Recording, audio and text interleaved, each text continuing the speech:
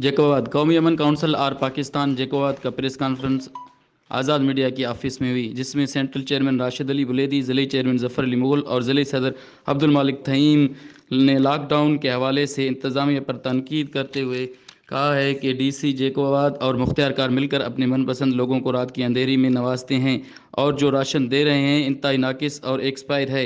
इसके अलावा हर थैला जो कि 3500 का होना चाहिए था, मगर इसमें सिर्फ 1000 तक का अशय खुर्दनोश मौजूद है। राशिद अली, एक माह होने को है, मजदूर फाका कशी पर मजबूर हैं, इन्हें जल्द अज जल्द रिलीफ दिया जाए। अब्दुल मालिक थईम तंजीम की तरफ से लॉकडाउन ख़त्म होते ही हम नेब में चले जाएंगे। ज़फ़र अली मुग़ल, ऊपर बड़े बड़े लोगों का हाथ है। मैं तो ऐसे समझ रहा हूँ कि इतना डीसी का भी नहीं चलता है इधर जितना मुख्तियार कार का चल रहा है।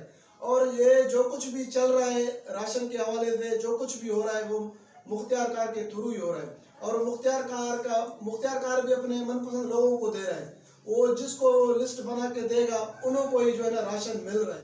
शहर में लॉकडाउन की वजह से वज़ीर आला ने हुक्म किया है, आवाम को कोई भी हुकूमत की तरफ से रिलीफ नहीं मिला है। ये लॉकडाउन का मतलब ऐसे तो नहीं है कि लोगों को मुसलसल बंद कर।